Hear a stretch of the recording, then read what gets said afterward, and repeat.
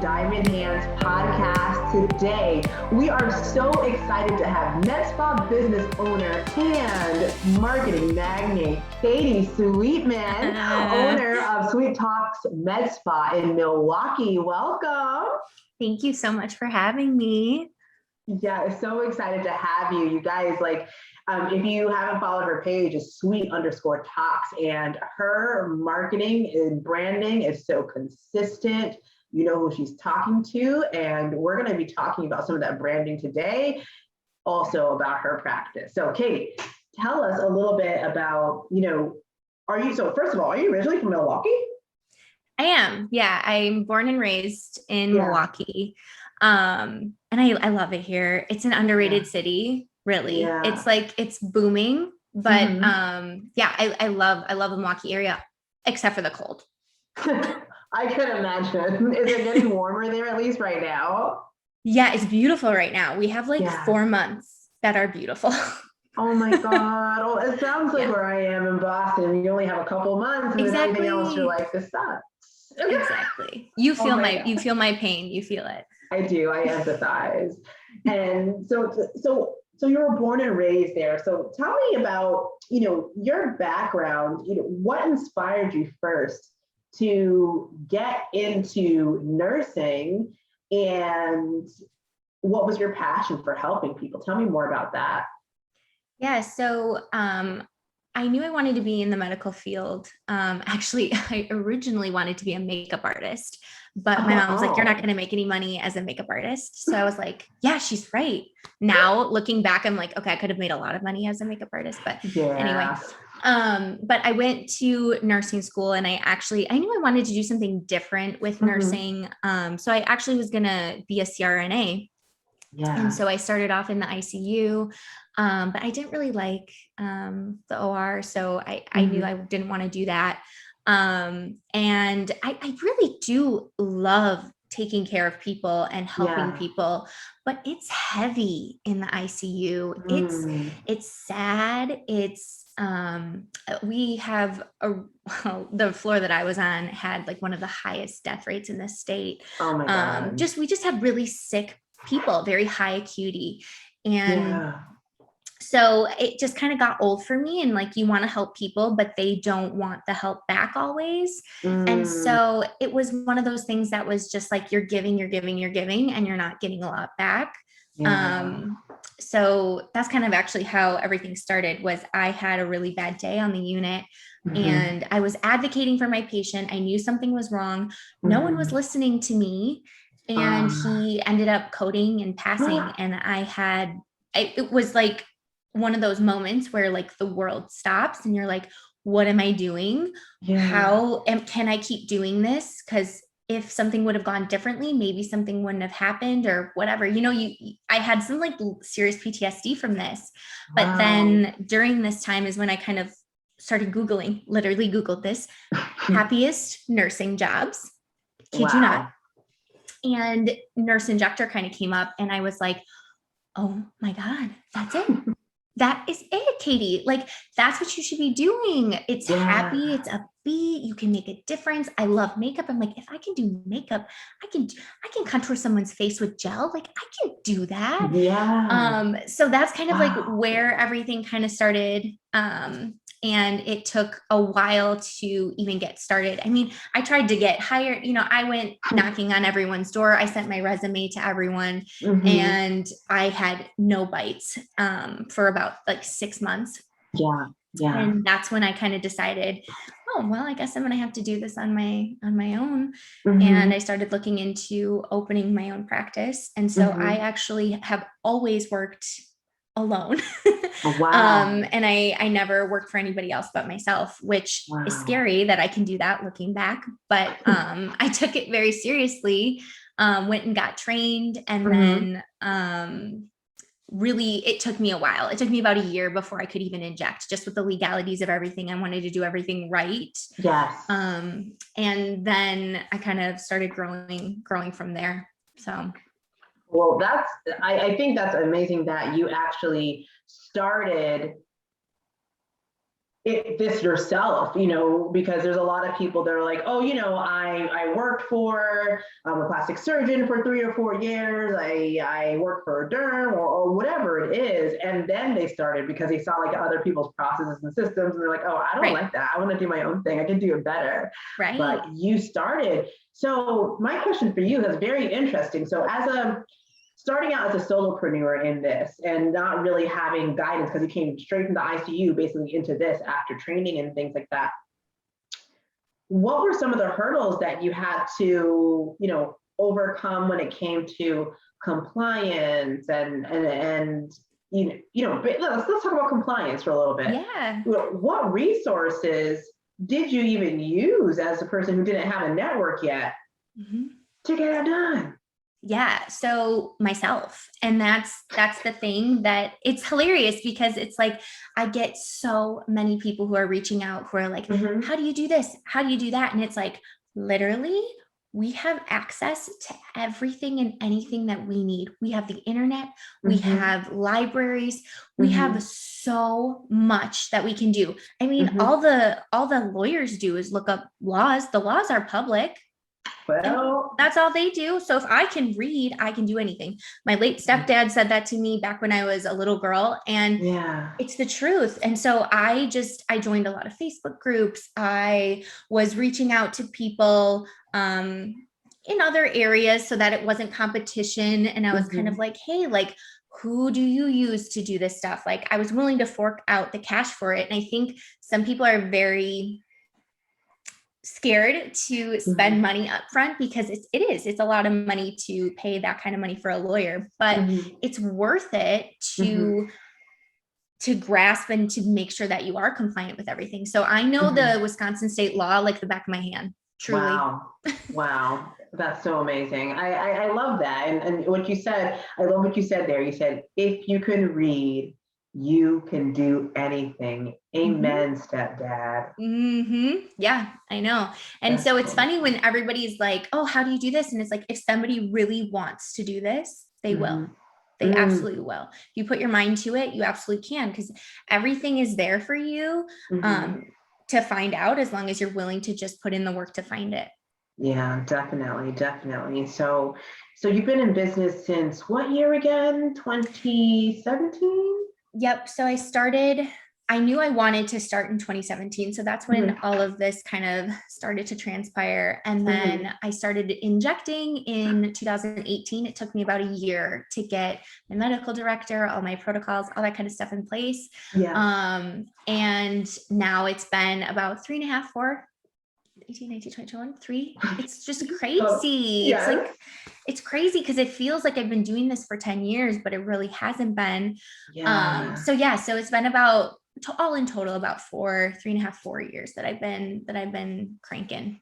That's a beautiful thing, because you kind of got over that freshman hump, in business, because that freshman hump, honey, it is not for the faint of heart. Right. I felt like I got through that freshman hump really fast. And it was one of those like limiting beliefs that we have, that time equals, experience. And I felt like I was surpassing people at a really early stage in my career. And I was like, no, you're not. Like, you need to earn your time. And it's like, you know what? To hell with that. I am good. I've gone to all of these trainings. I've invested in myself. I know so many things. And so it was one of those things that, like, it's, That's so cool. And I can tell that you're a leader, because even the way you speak, and you're talking about limiting beliefs and all this. So, in your business, of course, you've had challenges. However, what were some of those limiting beliefs that you had to get over that you think is prevalent in the industry, but then you were able to, jump over them with some work? Yeah, it's knowing your worth, I think. Yeah, right. I know. It's one of those things that, like, I didn't think I was worthy of an expert title. I didn't think I was worthy to charge a certain amount. And it's that whole mindset shift that you have to do. And it's an internal thing. And some people never get there, but like if you work with the right people, and again, if you're searching to be better and better each day, you're gonna find that quote that resonates with you, and you're gonna be like, wait a minute, no, I have put in the work. I know what I'm doing. I'm worth this. I'm providing this exceptional service. Like, no, this is awesome. So like that was one of the biggest things was like I'm very humble with my skills. And I'm like, oh no, I'm not an expert yet. Like I need all this, and not saying that we need to be experts, but I just thought I needed to put in a certain amount of time in order to get that recognition. And once I kind of looked past that, and I noticed that there were people injecting for 10 years that weren't doing the same quality of work that I was like, you know what? No, like I'm doing really good here. Same with like raising prices. And I used to always cut deals to people. And it's like, yeah, I know. And I thought it was like part of it. And then I suddenly like, I snapped and I was like, no. You know what? And when you get so booked up too, when people are waiting so long and all that, and it's like, no, they really want to be a part of this, and they're going to be willing to pay for that because they know I go to all these classes. They know I'm doing really well, that I provide this exceptional experience, exceptional results. And so like, those were probably my biggest things that I had to truly like break through. And another issue that I always had was fitting people in. It's always been like, and I know that's not for everybody, so I'm blessed to have had that issue, but it's always been an issue to have all these people who want to get in and not having enough time, and that essence of time, which I'm sure we will talk about a lot more. It's not having enough time to do and to get in everything that you want. Yeah. Wow. And you struck like, I actually got a chill when you said that, when you're talking about knowing your worth, like knowing your worth. Cause honey, let me tell you, when I first started in my business, like I worked with anybody that had a pulse. I was like, oh, you breathe? Oh, you can get some financial planning in, you get some financial planning in you. But I came to find out, like, my goodness, I'm like, the people that don't invest in themselves, they're never going to be able to do anything that's going to be worth my time, ever. Yeah. And you get to that point when you're just like, it's better to have like less is more, go slow to go fast type of situation. So I got chills and you talked about value, knowing your worth. That's huge. It's huge. It's huge in this climate too, because I think there's now so many people who are coming out and doing this, but then we have people who are photoshopping. You have people who are like different angles that they're posting. We're competing with things that we don't even know we're competing with. You know what I mean? It's like, sometimes I'll see these before and afters and I'm like, that's incredible, that before and after. And then I look a little bit further and I'm like, well, she's completely turned. She's on a 45-degree angle here and she's on a 90 here. Of course, it's going to look better just by the lighting and that. And, we're constantly getting bombarded with all of these things. And so it's really hard to not question your self-worth. Like, am I producing that? Am I not? And so for me, I've been trying to stay far away from social media and let my people kind of do it. Cause it's like, I am constantly questioning myself, and I notice that I question myself, and I'm like, I don't have time to question myself in here. Like, that's not worth it. Well, it's true. I mean, because if you think of your business as a club, so to speak, it's like, there's only certain people that get admittance into this club. And I have certain standards and I have certain things. And if they fit those standards, guess what? They get to come into my club. If they don't, guess what? You can go to somebody else. Yes. And, and I think you do a good thing by, not paying so much to what everyone else is doing on social media, because that is a trap. It is. It really is. It really is. Yeah. I think also just like you said, with the clientele and only accepting a certain type of clientele, I think that's huge as well. Like, you attract what you put out. So if you are taking care of people, being kind to people, having good intention, then all of that's going to come back tenfold. So I have such a great clientele. Like, it's funny, people come in and they're like, so like, do you deal with like these people who are like, you know, kind of crazy. And I'm like, I know places do, but I don't allow that behavior here. I truly don't. We don't stand for it. And it's, people have so many options. And so it's like, find somebody that meshes with you. And I have no problem saying, I can't give you what you're looking for here. This is not how I inject. This is not like my philosophy. And I have no problem saying that, because I only accept what should be here. You know what I mean? Like, I don't stoop down to those levels.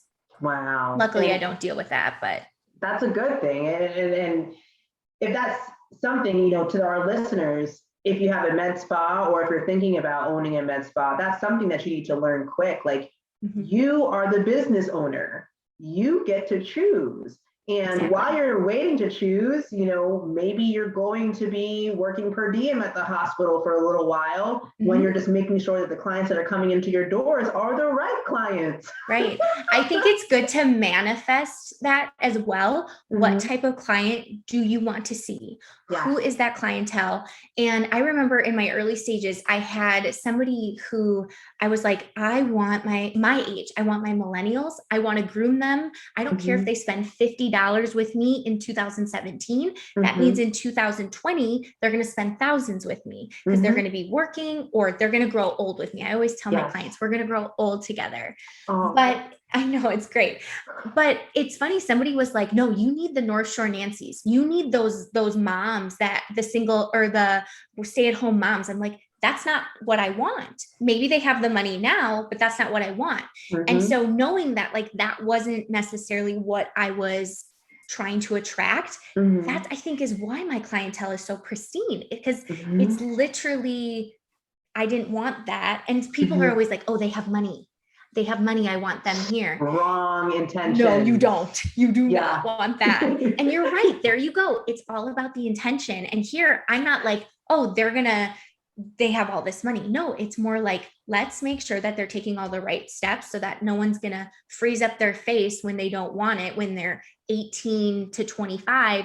And by the time they start having those signs of aging, they've already been with me for 5 years, and they trust whatever I say, and we're going to do the right things. We're going to move slow. Yeah, exactly. What we said before, go slow to go fast. Exactly. And that patience, I think, is what all of a sudden I exploded, but it was from small, consistent steps while I was working full time. And once I quit my job, it was like, we went crazy, because it's like I had all this time to dedicate, but also I was going so steady, so slow, and being patient. And then it is what it is. It comes back. I love it. I get tingles. And so, you know, speaking of that, you know, your transition from working in the hospital to going full-time in your practice, what was the breaking point for you? What was that breaking point where you're like, okay, it's time for me to cut off the titty?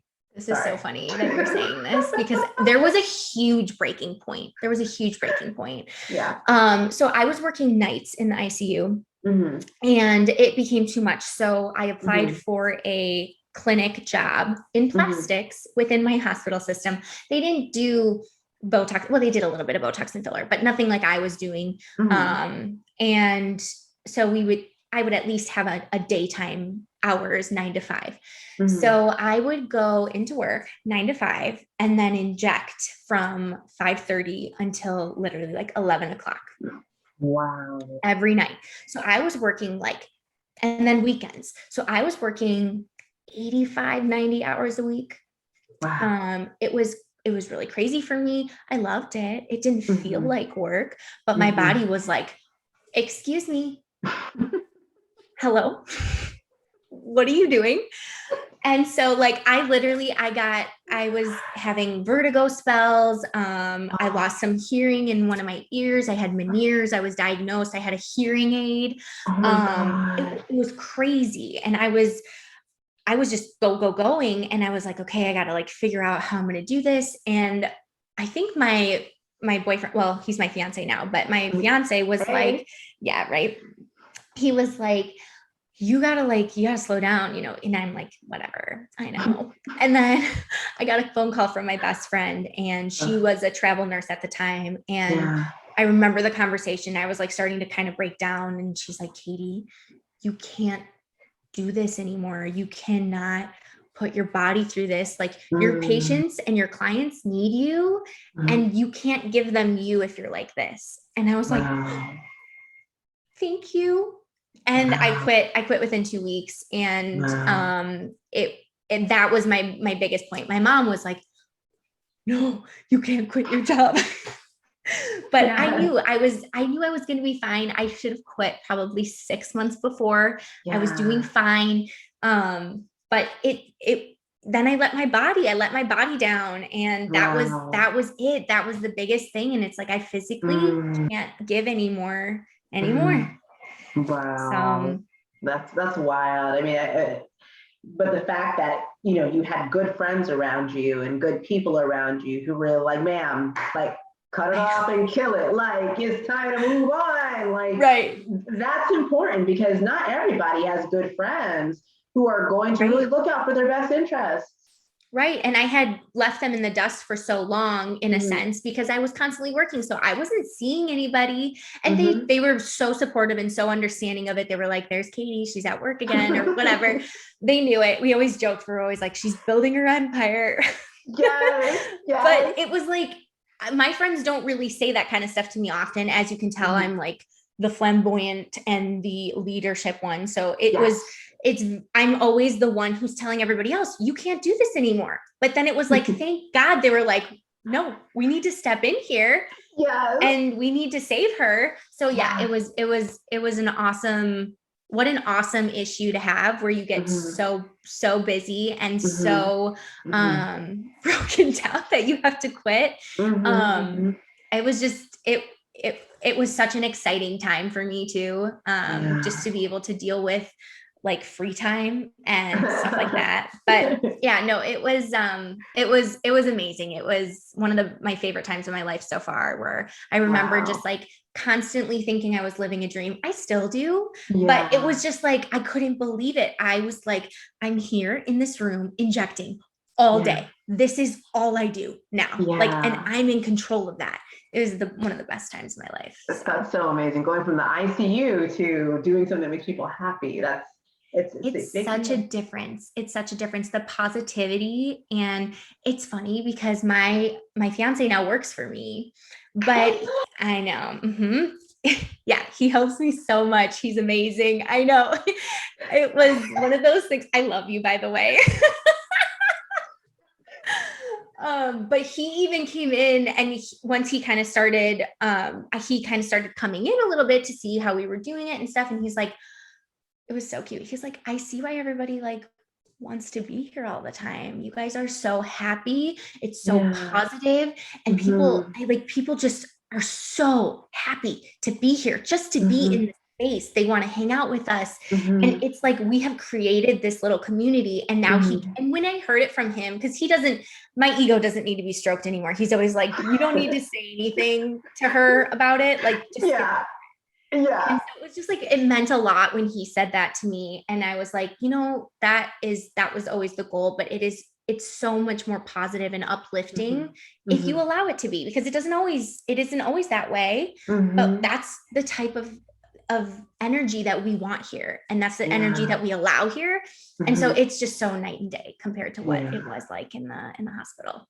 Wow, I love it. You heard that? Bossed up bees out here hiring her man. Amen. And that's right. It's great. And kind of getting into, so of course you know how to inject well. Those lips, so what you're doing, it looks great.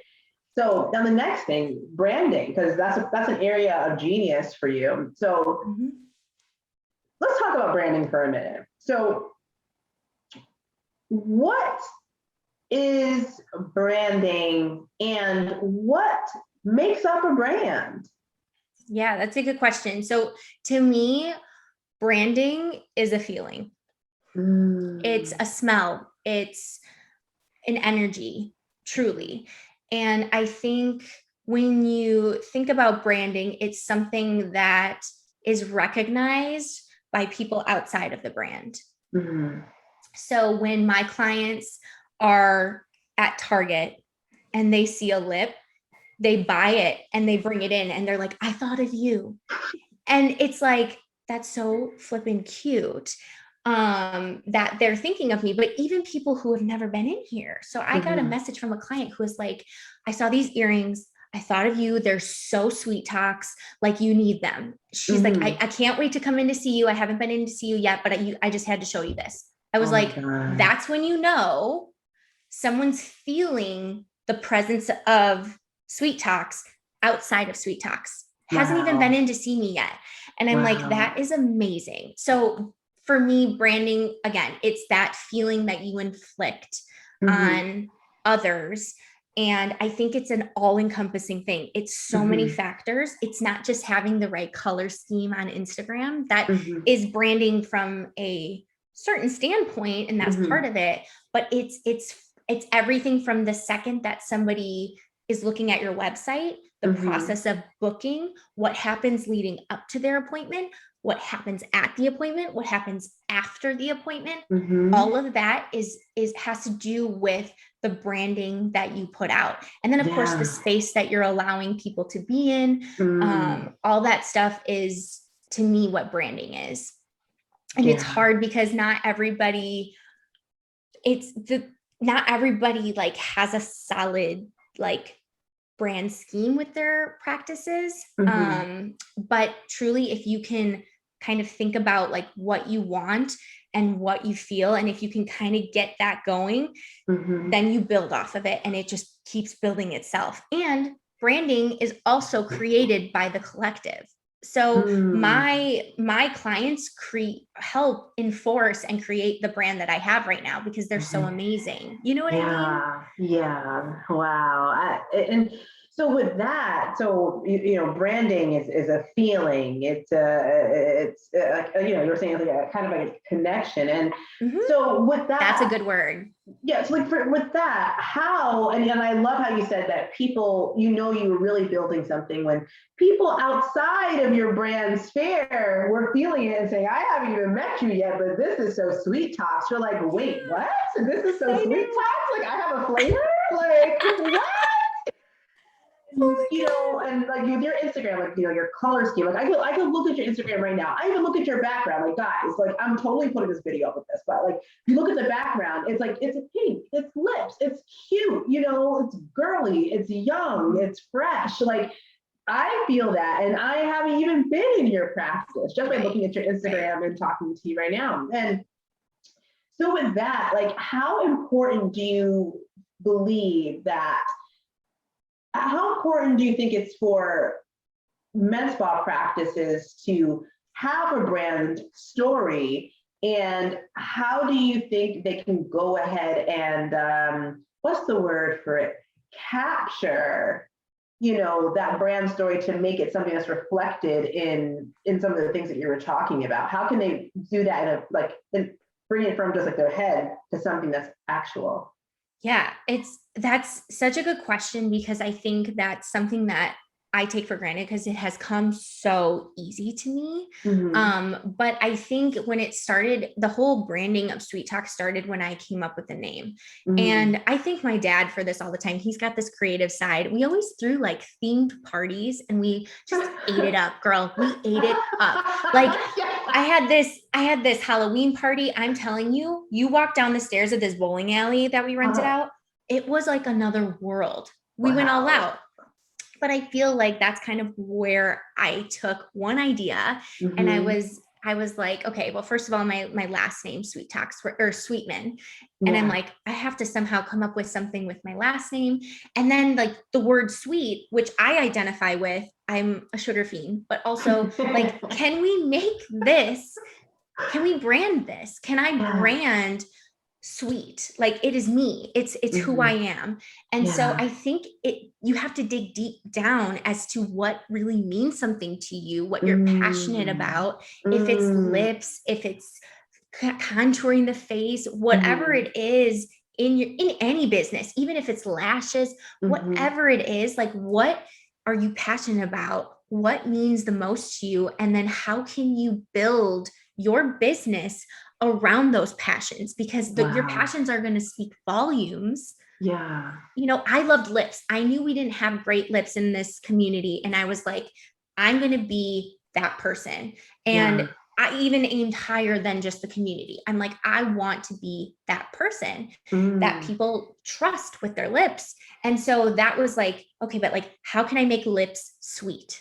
So like you just start getting creative with it, and it just keeps going and going. And also like utilizing stuff like Pinterest, getting pictures, and like building on that, not copying people, but putting your own twist on things. And I think that's how you really deliver and push out a brand, and really, add it to your own, make it your own, and make it your business's kind of thing is by just building off of an idea and a passion. If that makes sense. It does. You said building off of an idea and a passion, and I forget the book. I can't remember it now, but it's a book that talks about creatives and what creativity actually means. And there's nothing new under the sun. Nothing new. And so like we look at these things like, oh my God, that's such an innovative idea. Like, no, they had an idea that came from something else. They were inspired by it, and they made it better. Exactly. And I think that's what people sometimes get wrong in the med spa industry. Like I see, these Instagram accounts, and I'm sorry, a lot of them are trash. And it's like, and you could do a lot of business with 300 followers because whatever you're doing, but that's neither here nor there. But like they just copy things and use canned things, and it's just like you could tell you're like, there's no spirit, there's no life. Like I don't even know who you are. Yep, the amount of cease and desist that I have had to send out in this area alone is insane, because no one can do their own thing. People were like messaging me with some of these accounts, and are like, wait, is she working for you? Like, who is this person? And copying layouts, copying logos, all of this stuff. It's crazy. And it just like, there's nothing more like disheartening than to see somebody utilize your creative ideas and branding. That's why when I say like, take an idea, take a passion, don't copy anything, make it your own. And if that means brainstorming with other creative people, that's fine, but like make it you, and don't take something like what one other person is doing and be like, I'm going to do that, I'm going to model that. No. That's not what branding is. And people know that. People know that it's not you. And you're always a step behind if you're copying people. Right. So it's like, do something different. And you will attract those people, because those people are going to know that is like, oh wow, that's different. That's who you are. Exactly. You want them to know that. You want them to know your identity through your business and what you stand for. Exactly. Whew, this was deep. Like we need to write an article about this one. Like this one was so deep, like and juicy. Like oh. So speaking of your business and knowing who you are. So you put it on your website right now. You are in school, ma'am. Like you're running a whole business. You have employees, and you're like, let me just pick up another responsibility. So. I don't know what I'm doing. Tell us about that, your school experience, and tell us about, some of your time management tips, because, there's a lot of nurses out there who are nurse practitioners and they want to do a DNP now. And it's always one thing after another. So tell us more about that. Yeah. So in my state, I am just, okay, so this, but every state has different legislature. Yeah. And so the ability to inject varies according to your level of education and according to your state legislature, which is BS in so many ways. Get it together, United States. Everything should be the damn same. Like, come on, that's a whole nother thing. Yeah. And I might have to go into politics in 15 years, but I don't have time for that right now. I'm like, this is bull crap. Anyway, but since it varies so much, I'm like, anything can change at any time. So although I don't need my nurse practitioner's license, I want it so that I can prevent future things. If the legislature changes, I know that in Florida, you have to be a nurse practitioner to inject. So I'm like, what if they change all of that collective and I'm left in the dust? So I'm like, I am not allowing that. I'm going to be ahead of it no matter what. And also to be at the top of my license in the best way that I can. That's saying to my clients, hey, I'm going to be my best version of a nurse for you, no matter what that means. I'm going to go as high as I have to go. I've even considered medical school, but I don't have time for that. But like, I was like, should I? Damn, like, no, I'm not going to do it, but you know what I mean? I was just like, I'm never going to be respected like a doctor. No, I'm like, whatever. Yeah, no. But yeah, so getting that nurse practitioner, I think it represents being the best that I can be. And then also trying to take on as much responsibility that I can within my own business. I want my name to be on everything. Although it's an expensive thing and a lot of time is going to go into this to make this right. But I want that. I want to be the one writing that Valtrex script. I want it to be me. I want to be responsible for it. Yeah. So that's kind of why I decided to do it. And it is crazy. I don't know, but like, why is it that the busier you get, the more organized you are with your time? Because you have no choice. You have no choice. Because when you have, last time I had time was maybe high school. But it's like, I think about it. Even then, I was like, I was homeschooled. That's another thing altogether. But anyways, I need to hear about that one day. Yeah. Oh, 1 of 7 kids, only one. But like I said, another story for another day. Okay, yeah, you need a whole podcast series on that. Anyway, so basically, that it's just so amazing that you're doing that and you're in school and you're balancing that. But I think when we have time, I forget, there was something that said like give a busy person more responsibility and they will get it done because they're not going to procrastinate on it. They're not going to, they don't have time to procrastinate on it. It's like, if I don't do this now, it's going to just pile in with all the different responsibilities that come into my life. So I think that's part of the reason why. Yeah, no, it absolutely is. So that's kind of where it's been just like dividing my time up. So also hiring the right people. So I was a one-man show until 2 years ago. Now I have 7 people working. And it's been a really big turnaround. And I know my clinicals are coming up in the next like 6 months. So I'm going to have to be taking 15 to 20 hours a week away from the business that I'm usually here. So I'm like, how can I plan for this? Like, what do I need? What kind of bodies do I need to make sure that this goes on without me? So, I have another assistant that does a little bit of admin stuff. So like that is setting me up. I have my one nurse who's booked out now way too far. So now I have another nurse starting. Actually, today we're starting. Which is so exciting. But I'm like, now I'm going to have these 2 nurses working with all this manpower so that when I do take that time away, I'm set and I'm okay with that. My clients who want to see me might be a little bit, sad, and I'm going to have to work Saturdays or whatever it is, whatever. I've done that before, but I think it's setting yourself up for success in all areas, being organized with your schedule. And then, like I said, having the right help. I have done every single thing down to like itemizing my taxes. And it's so nice every step of the way that I keep adding more people into the mix of everything, how much more time I actually have for me. And you need that. And otherwise you'll go crazy.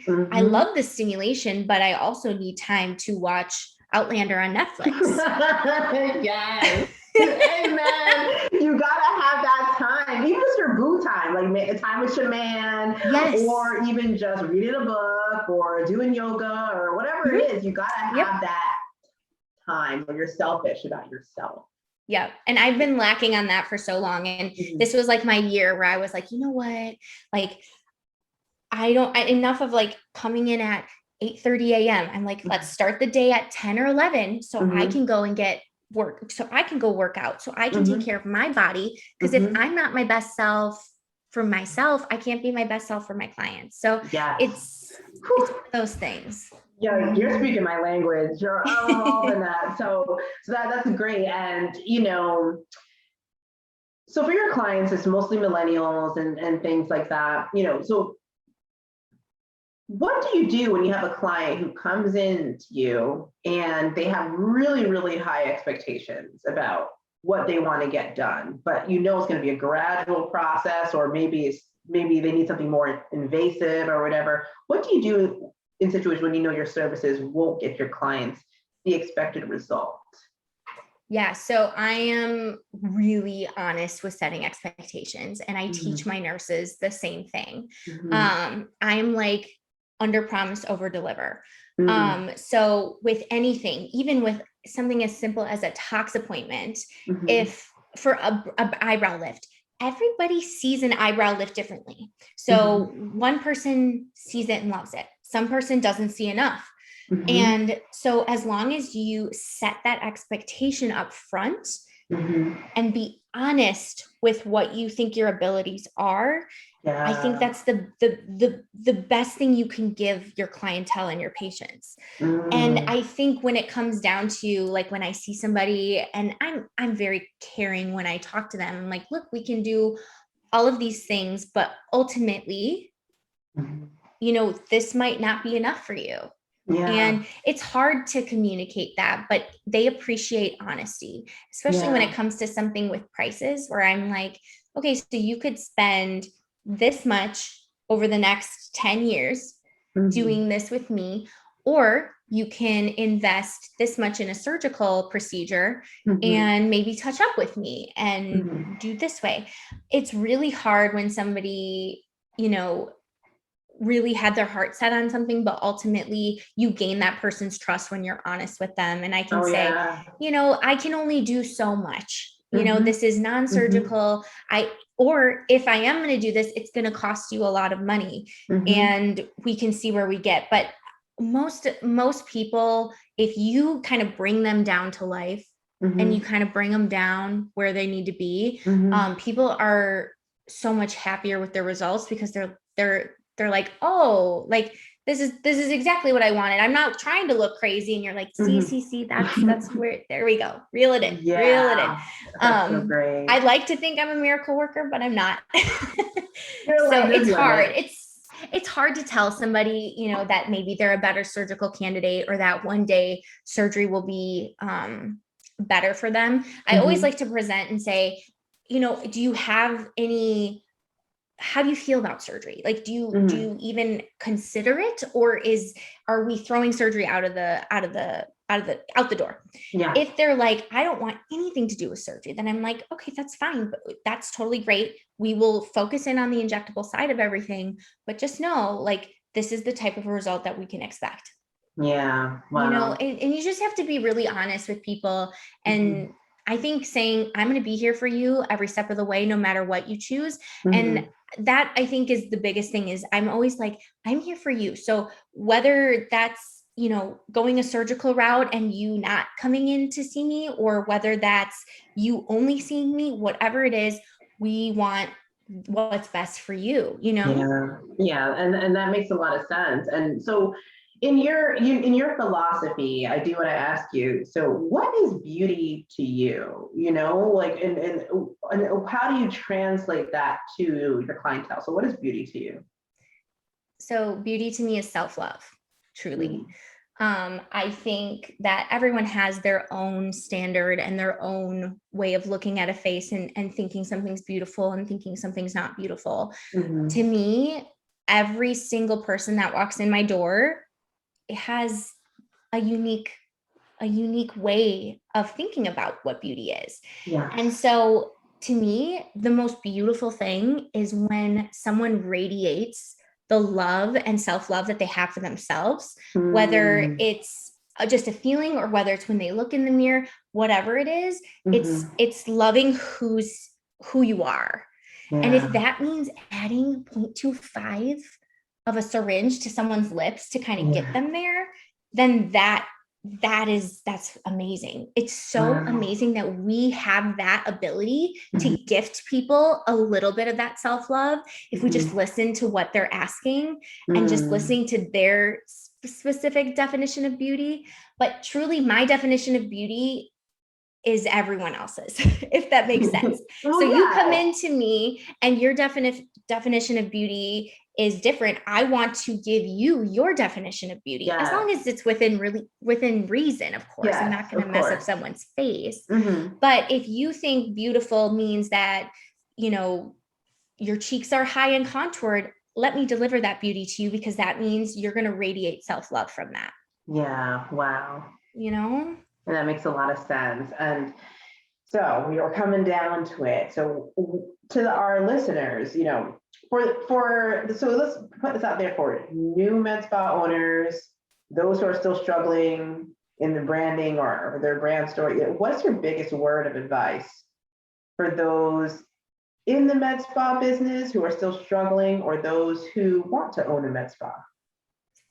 Yeah. So for me, being successful revolves around intention. If you have good intentions, everything else will follow. Putting people first, being a good person towards people, not being money hungry, all of those things wrapped up into one, and having good intentions towards what you're doing, I swear to you, everything will fall into place. So just make sure that you're doing things correctly, that you want to be better, that you're treating people kind, people in your area, treat them kind as well, and everything will fall into place. Wow, that is such great advice. So tell us, Katie, where can we find you on Instagram and on the web? Let us know your handles. And it's going to be in the show notes too, but tell us. Yes. So you can find me on Instagram at sweet_talks, and then sweettalks.com. Wonderful. Katie, this has been so fun. Thank you so much for your time. And this is going to be a gem for our listeners. Thank you so much for having me. Honestly, this has been awesome, and keep doing what you're doing. This is changing the game. This is great, really. Finally got a microphone, guys. You can't tell me nothing. I'll see you.